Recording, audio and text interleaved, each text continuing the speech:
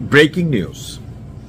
পিনাকিদার ভক্ত কারা আছেন, হ্যাটার্স কারা আছেন, কারা মনে করছেন যে এই ঘটনা প্রাপ্য ছিল, কিন্তু আওয়ামী লীগ করে নাই, এই বিষয়টা আবার পিনাকি নিজেই ঘোষণা দিচ্ছেন।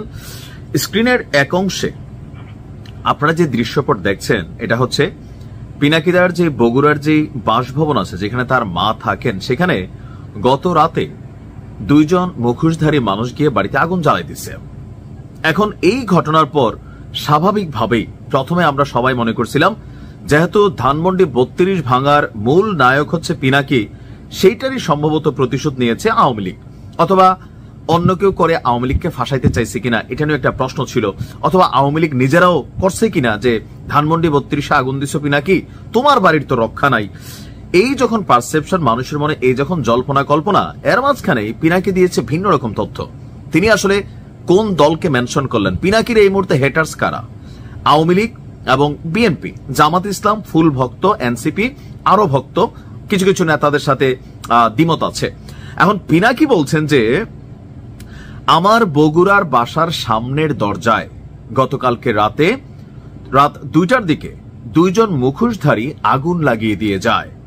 আপনারাই বলুন, আমার বাসায় বগুড়া শহরে আগুন লাগানোর দুঃসাহস কার হতে পারে?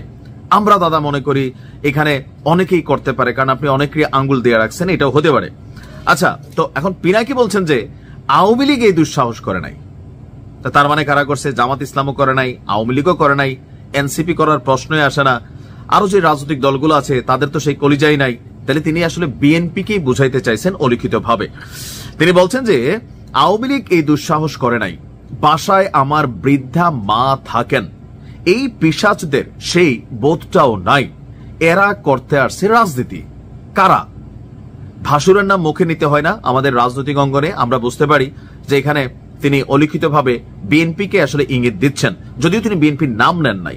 তারপর তিনি বলছেন, আমি বগুড়াবাসীর কাছে আমার পরিবারের নিরাপত্তা কামনা করছি, আর এই দুর্বৃত্তদের বগুড়ার মাটি থেকে উৎখাত করার আহ্বান জানাচ্ছি। এখন ওই দুর্বৃত্ত কারা? অথবা বগুড়াবাসী কি রাত জেগে জেগে পুরা ওয়ার্ড ভিত্তিক এলাকার লোক এরকম 2-5 জন ভাগ করে পিনাকির বাড়ি রাত্র পাহারা দিবে, নাকি এটা প্রশাসন পাহারা দিবে, অথবা পিনাকির বাড়ি ওই ক্রাইটেরিয়ায় পড়ে কিনা যেটা রাষ্ট্র কর্তৃক পাহারা দিয়া নিশ্চিত করবে বা সেখানে নিরাপত্তা দিবে? আসলে পড়ে না। তো তারপরেও তিনি তার ভক্তদের কাছে এটা প্রত্যাশা করেন যে তারা রাত জেগে জেগে পাহারা দিবে, ওনার বাড়িতে যেন কোনো রকম ঘটনা না ঘটে। দুর্বৃত্তরা ধরা পড়বে, কারা করেছে এই কাজ দেশবাসী জানতে পারবে। আমরাও আসলে জানতে চাই যে পিনাকির বাড়িতে আগুন দেওয়ার দুঃসাহস আসলে কে করছে? যেহেতু আওয়ামী লীগ করে নাই, জামাত তো তার ভক্তই, এনসিপিও ভক্তই, তাহলে কারা করছে?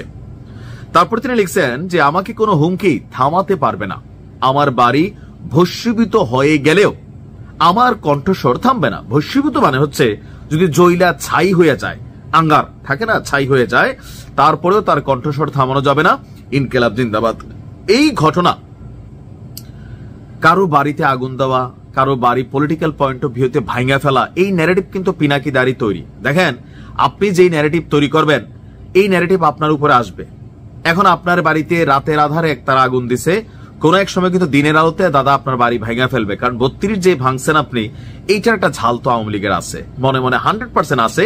তবে এখনের এই ঘটনা আওয়ামী লীগ করে না, যেহেতু আপনি বলছেন বা আওয়ামী লীগের সাহস হবে না, তাহলে কারা করছে? আপনি কি বিএনপিকে ইঙ্গিত দিচ্ছেন?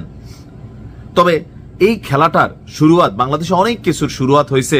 মব কালচার দেখছি, মানুষের বাড়ি ঘরে লুটপাট দেখছি, তারপর হচ্ছে ধান্দা বাণিজ্য দেখছি।